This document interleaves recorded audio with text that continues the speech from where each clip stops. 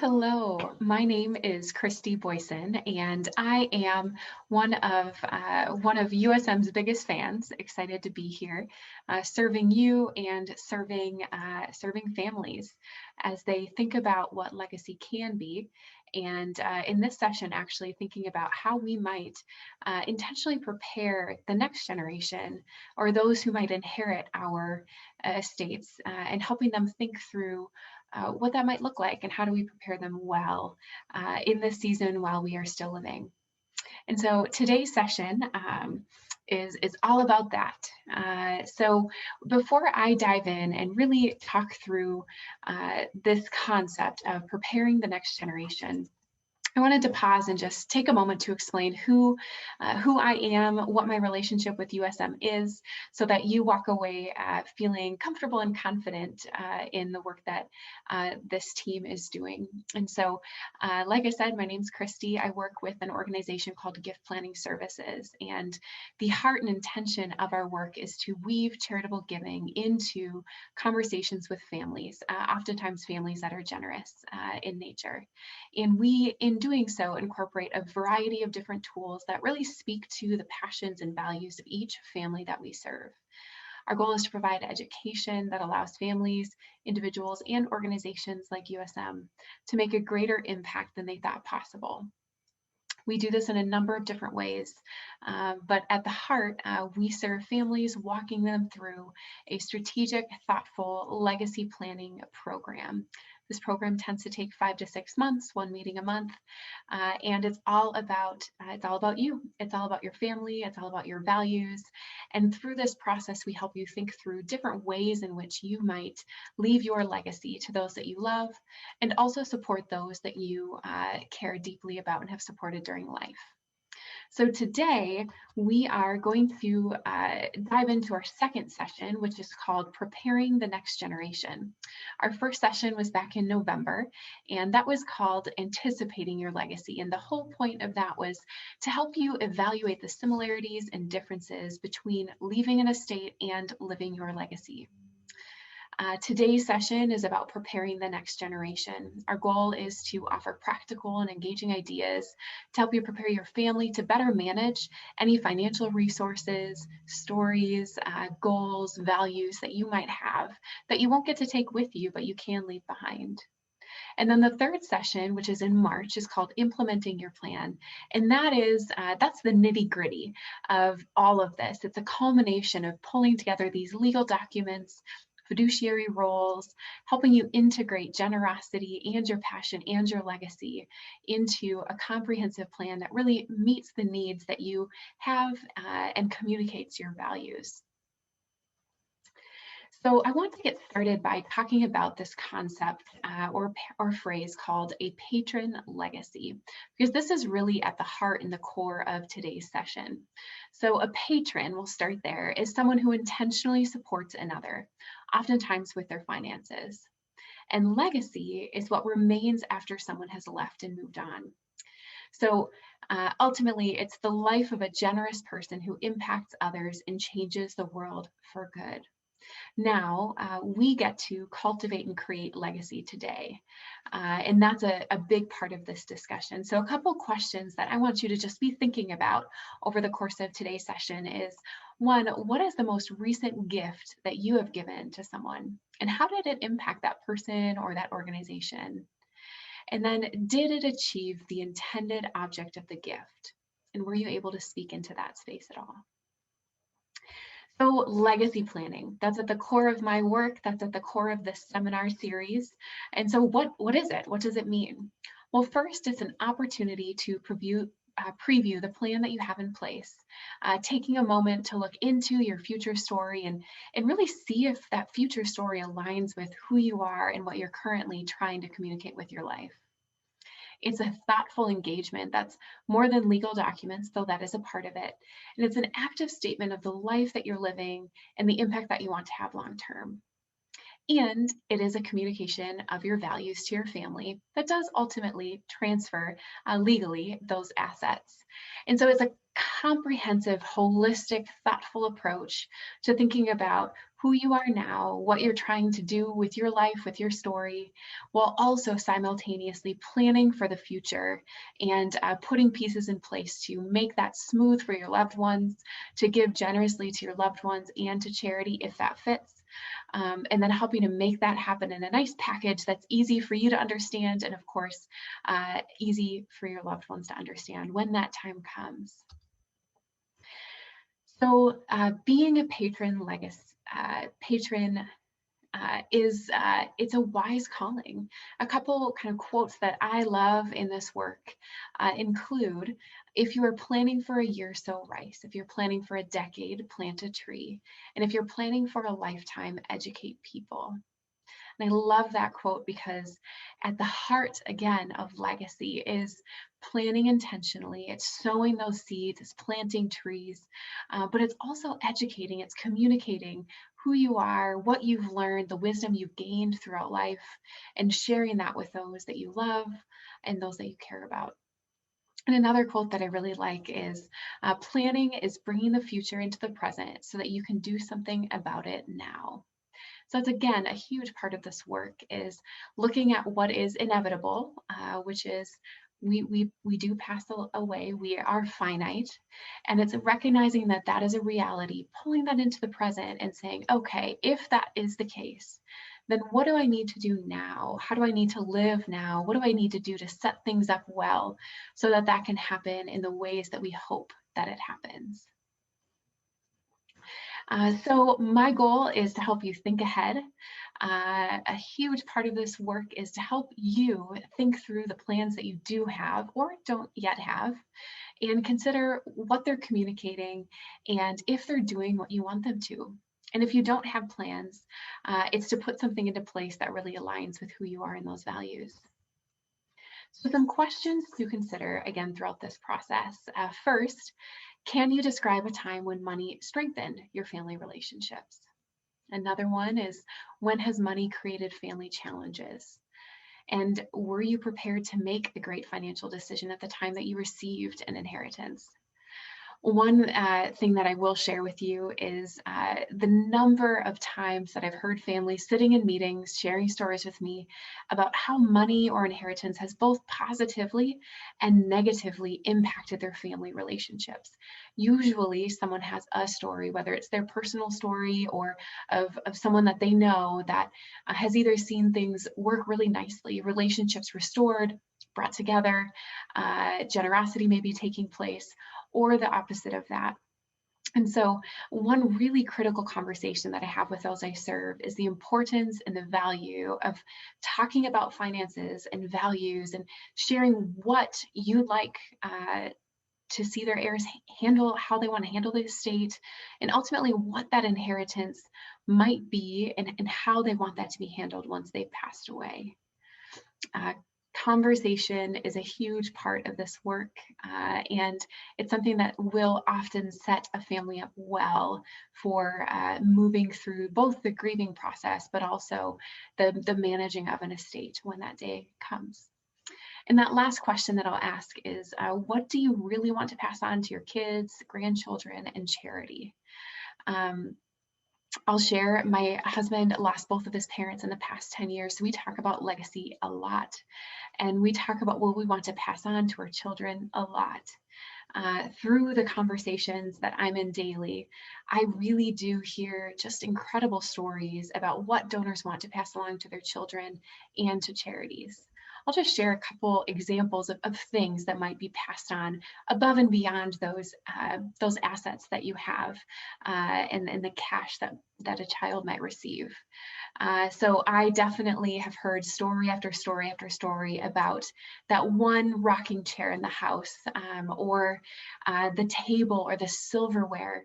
I have a family from your school that has shared just dozens, honestly, of different items that are significant to their family line, items that have story, items that have meaning that they want to share with their loved ones before they pass away. And as a part of this process, they really have paused to identify what those are and to communicate those stories.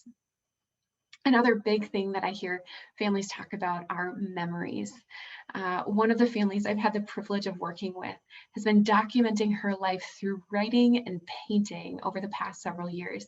She took time to share this with me during our conversations, and it is beautiful. And the university school has certainly played a huge role in her family's life, and she's capturing that in a way that is, again, above and beyond an inheritance. It's the story, it's the heart behind their family and where everything started for them.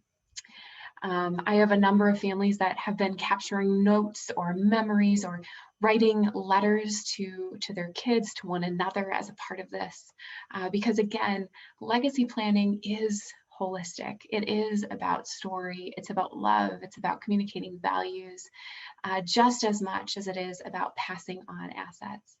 And then another one that comes up at various times and definitely does with families here would be passing on philosophies, quotes or sayings or things that have meaning, that can encourage kids, grandkids in continuing to live life fully, working hard, investing, being generous. Those are all things that I tend to hear as parts of these philosophies. So preparing the next stewards, that's what this is all about. And so the first one that we will talk through would be spouses. How do we prepare our spouses to receive their inheritance from us, or part of? Then we'll talk through minor children, adult children, grandchildren, and charity. So we'll start, like I said, with spouses. So when it comes to talking about this with a significant other, we find that it is difficult to have these conversations.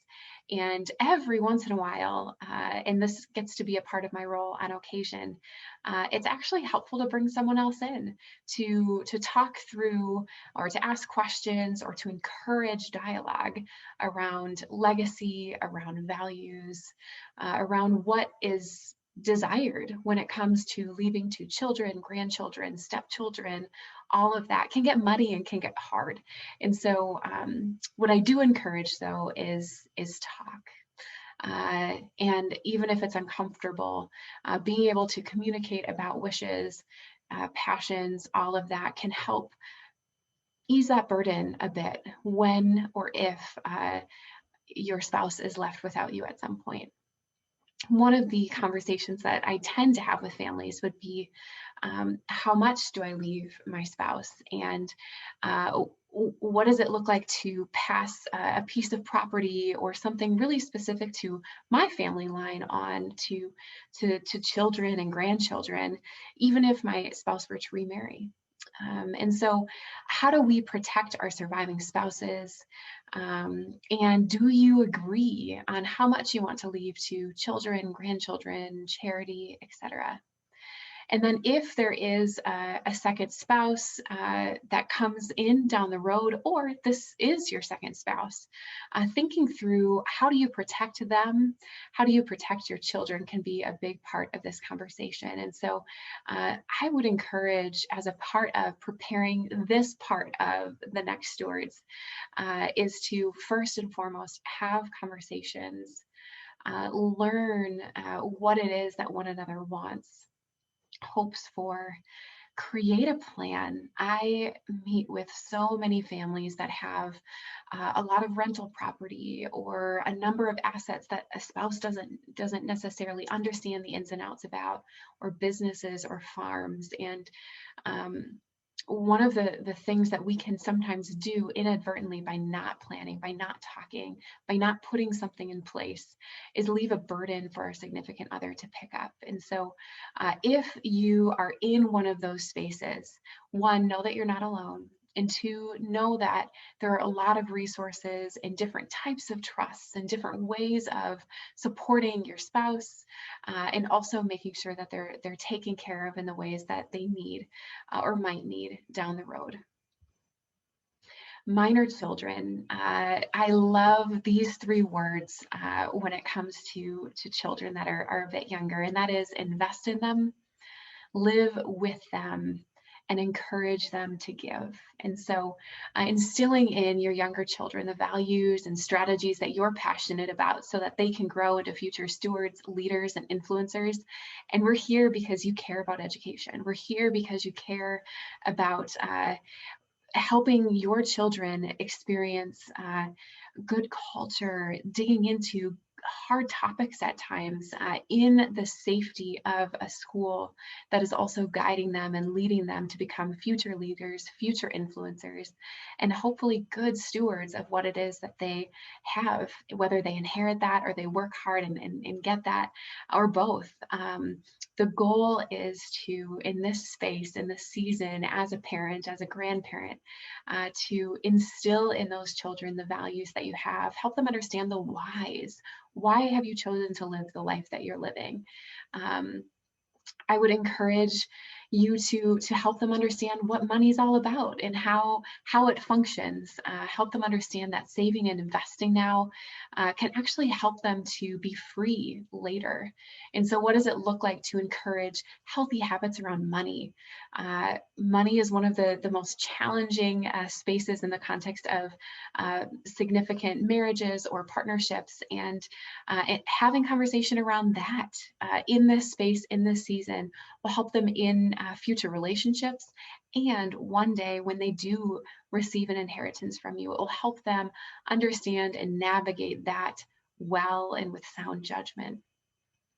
I do encourage intentional planning and saving. And of course, anytime we can encourage that in youth, it ultimately helps them later in life as they are managing their own finances and managing jobs and other debts and whatnot that might come. Another piece that I definitely would encourage you in when you're thinking about stewarding that next generation is incorporating generosity. I work with a number of advisors who, over the course of time with their young ones, they have created spaces and opportunities for them to be a part of giving on behalf of the family. And so if that's something that aligns with your values, aligns with your heart and your mission, I would encourage you to think through ways in which you can invite them into being generous alongside you and learning from you. Again, understanding the why and the heart and the passions that you have will likely rub off. Young children look to their parents, look to others in their lives to know what is good and why they're doing what they're doing. And so now's a really neat opportunity to do that. Another thing that I encourage, especially with those preteen kids, and of course in high school, is mentorship. And just remembering that you are always, as a parent, being watched. And so as you're living your life, as you're creating your legacy, what does it look like to encourage them to do as you say and also do as you do? What do your actions say? And do they align with what you speak? And continuing to wrestle through that personally, but also as you again think about them as future stewards, future leaders, what does it look like to pass that along in your family line? Definitely encouraging you to share values whenever possible. That why is so critical to growing up our children. And time often, more than we realize, is so much greater than things. And so taking time to be with, to teach is something that we just can't get back. And so again, I'd encourage you to take this season, as exhausting as it might be, to invest in your little ones, encourage them to live full lives, and encourage them to consider generosity as a part of the lives that they're creating and building too. Adult children.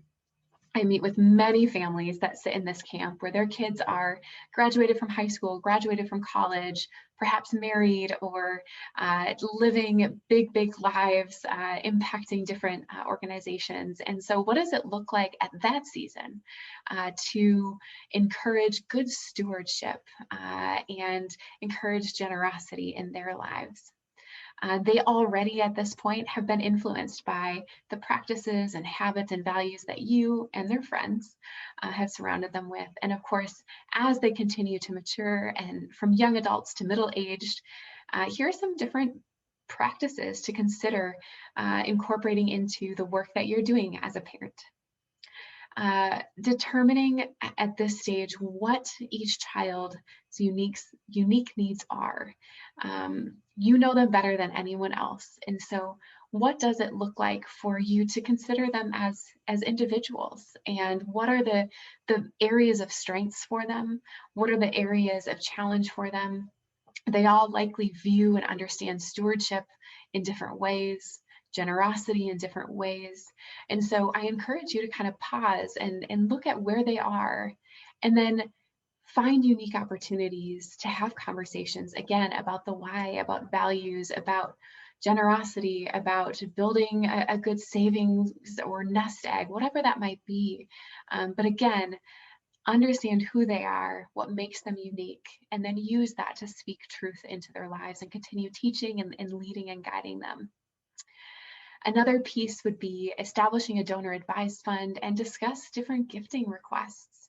You can even establish them in your adult children's names. If they've got children of their own, it can be a really powerful teaching tool where you as the parents are saying, all right, kids, you're in this neat season.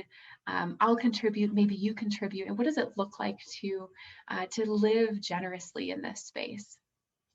I've personally done this, I've seen this happen in your community, families going on service trips together, in person or virtual, if you're watching this and it's still COVID time. But what does it look like to serve together, right? Stewardship is, of course, about generosity of finances, but it's also about generosity of time and resources and ability. And so how can you together continue to cultivate that in adulthood? And then create opportunities to see how they spend. I have so many families say, you know what? I know that these two kids are great with money. This one over here, I'm not so sure about. And if finances are available to you, you can gift up to $15,000 a year per child. And not everyone has that to give. It might be smaller than that, but see what it is to them to receive a gift like that, and encourage them how they might use it, or gift it in a way that really encourages different types of personal growth in their lives. So it can be a unique way to test how they're going to spend, but also a unique way to continue educating them. Grandchildren. Now, eyes light up in these conversations when people talk about their grandkids. It's a unique season of life to be out of the parenting personally and able to really invest in that next generation of young leaders. And so one really neat space that I've seen donors like yourselves do is pour into the lives of grandkids, encouraging volunteering, donating to charity with them or on behalf of them.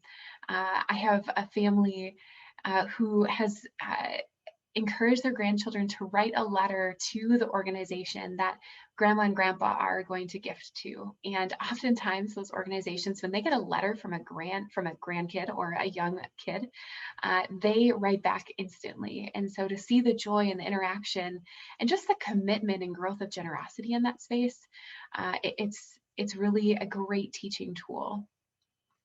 Tour a nonprofit together. Maybe there's one that you support. Maybe it's USM. Maybe they're going to USM. Maybe there's something in Milwaukee or elsewhere that you support or they're passionate about, and tour it with them. It can be a really neat opportunity to talk about generosity and living that out day to day. Share family stories about your values, favorite locations, important heirlooms. And invite them on a trip to visit a city, a museum, a historical site that has significance to you. Again, grandparents just have a unique role in the lives of our youth. And so using that as an opportunity to share who you are, what those values are, and do it in a way that's tangible. They want to spend time with you. How can you use that time, again, to make an impact?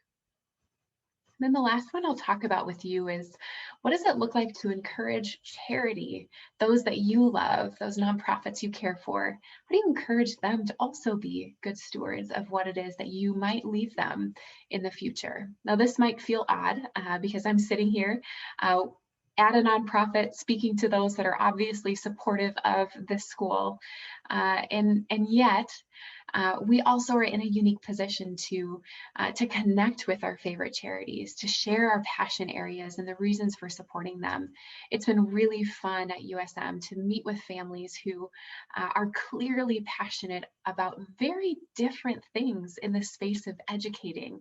And so they've been encouraged by me, and many of them have just done this because of their passion for USM. But sharing what those areas of passion are, why you support them, why you believe in them, where you hope they'll go, is something that definitely continues to encourage the direction of each organization.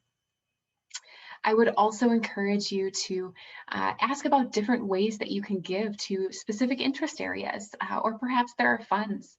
I think USM does a pretty good job of sharing about the different opportunities that families have to be generous in unique ways. But if you're not sure, ask about it. And if they don't have that yet, talk with them about what it might look like to create that or to help them in raising support for that area. You can establish a mini legacy fund during life that you fund in full when you pass away. So maybe you don't have enough to quite endow that scholarship that you want to, but you've got something. Now can be a really neat time to invest in that and see small impacts happening now that you know will just be added on to and grow in the future. Something that I do encourage, I'm again not concerned about this when it comes to USM, but do your homework, study the charities that you want to support, understand how they're spending their money, learn where those gifts are going. And there are some really great organizations, websites that I'd recommend taking a look at if you want to dig in a little bit more. Charity Navigator is a good one, GuideStar is another good one. But again, research how they're using donor support, and again, reach out to them if you've got questions and want to learn more. And then engage and participate in their mission. Volunteer, ask questions, read the newsletters and the financial updates. Get connected and understand what's happening, because I guarantee that's going to impact them, and it absolutely is going to impact you and your family. Now is such a unique opportunity for you to create a legacy that cultivates more generosity, more stewardship, and more intentionality. And so I encourage you to see your purpose through this lens of cultivating and growing generosity in those that are following your lead. So some action ideas. What does this mean for you? Where should we go from here? The first thing is meet with myself and or Patrick and Maria, and let's talk about what your plans are. Maybe you have a really great plan in place and you just want me to look at it. That's a huge part of what I do. And maybe you don't have a plan. Don't be embarrassed. That's actually far more normal than you realize. And part of my work is to help you think through what it is that you can do and help you come up with a solution, come up with a plan that really fits your family and your passions and your mission. Save the date for the next seminar in this series. That's on March 11th. There's this great little book called The Little Book of Gratitude that I highly recommend. It's just a great story that teaches easy techniques to foster gratitude day after day. I encourage you to start conversations with your loved ones, with your spouse, with your kids, with your grandkids, with your favorite nonprofits, and revisit the questions that I've asked in this session. Consider your legacy, the one you're creating today, and then the one that you are going to leave one day in the future. Thank you so much for taking time today to meet with me, to listen to this. I hope that there at least have been a couple nuggets of wisdom or truth or things that really resonated with you as you think about your loved ones and this legacy that you're creating to then leave to those that you love. Reach out if you have any questions. I hope that I see you soon. Thanks so much. Bye.